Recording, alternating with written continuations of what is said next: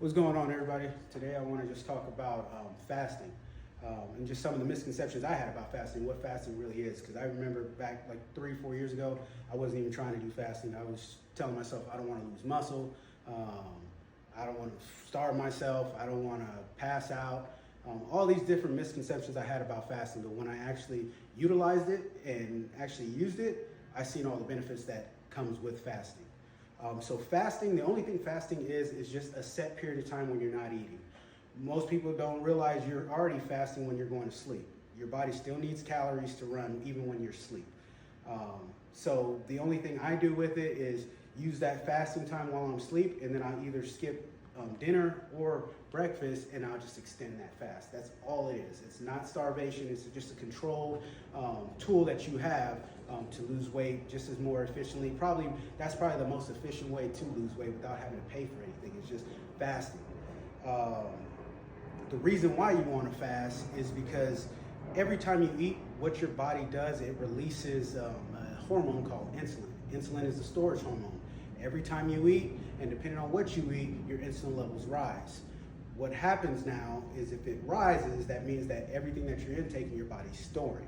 So if you're constantly eating from sundown to sun up, your insulin levels stay elevated all throughout the day, and you're just storing everything that you're eating, and you're not utilizing fat.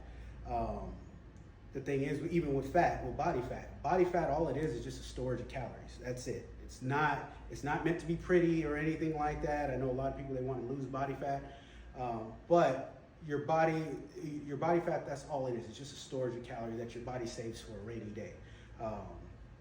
Even if you look back in the day, just like how they didn't have access to food as much as we do. So after 6 o'clock when they ate, and they're not eating again until 8 in the morning, all their body did was just switch from burning the calories that they intake to burning storage fat. And that's how your body naturally wants to operate. But if you're constantly eating, you're not giving your body that break and that chance for the insulin levels to come down so it can actually utilize that storage of calories that it already put away. So that's basically what fasting is. It's just, you're just giving your body a break from food so you can lower your insulin levels, so you can allow your body to utilize fat. There's different types of fasting. So for beginners, what I recommend for beginners, like you have a 12-12. So you can start off fasting for 12 hours, eating for 12 hours, and that's including your sleep. That's recommended for beginners.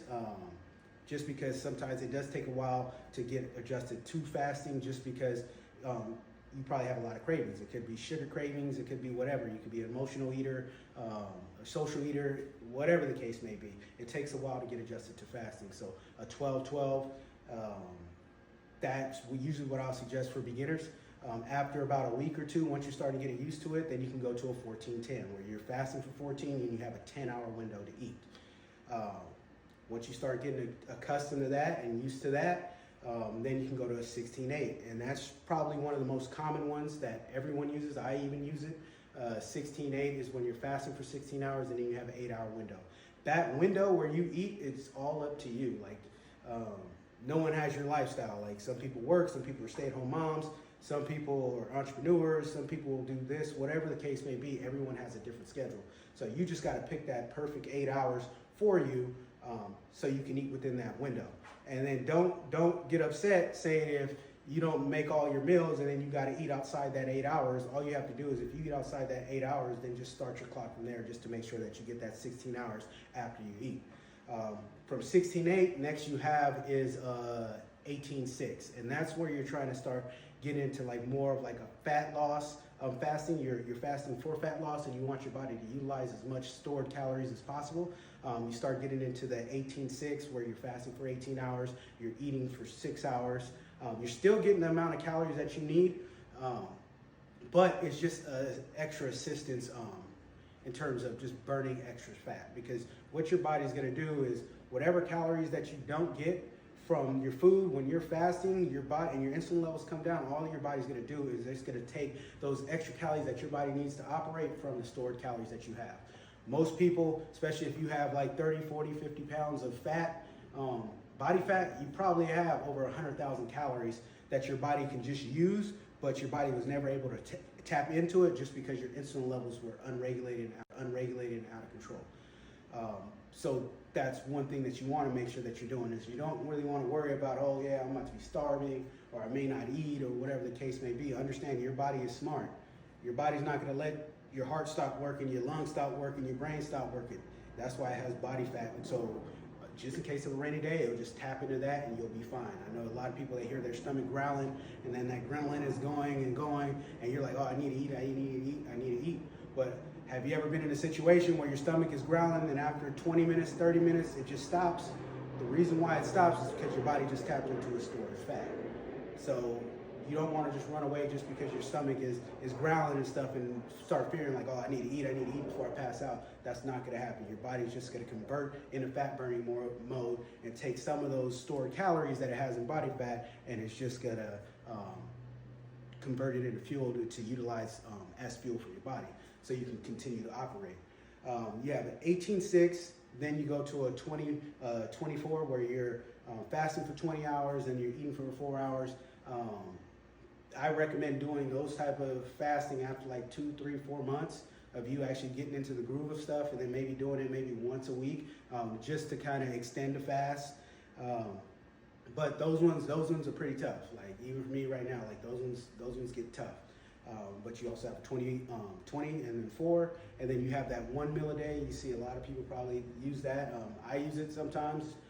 It works good, especially like there's a lot of benefits from fasting. Like you get mental clarity, you get to clean out all the junk that's in your body. So I use 1 meal a day sometimes as well. So every single week for me, I alternate. I'll either do a 24-hour fast, I'll do a 36-hour fast, or a 48-hour fast, and I'll hop right back into my 16-8. So especially throughout the week, if you plan your week out right, depending on which one that you choose to do, you can always incorporate one maybe on a rest day or just one day out the week sporadically. You can throw in a 18-6 or 24 or 1 meal a day, whatever the case, whatever you feel comfortable doing, that's what you can do. Also, in terms of what you can consume during a fast, what I recommend is just water. You can do sparkling water, distilled water, or no, yeah, not distilled water, but sparkling water or regular water. You can have black coffee. You can have tea, green tea, electrolytes, Himalayan salt. Himalayan salt helps, especially if you start feeling like lightheaded. That works good as well. But you want to stay away from like any of the sweeteners, any of the like gum or anything that may possibly have some type of sugar or something in it that can just kick you out of fasting mode, and now your body's insulin levels are rising.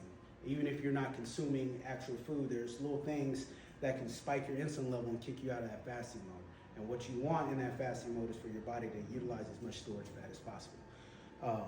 And you just overall, what you want to look at your body like is like a hybrid car.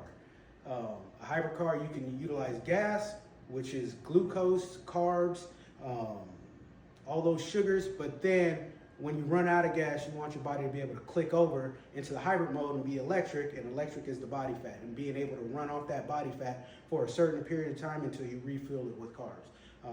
That's basically what metabolic flexing is, or metabolic flexibility is.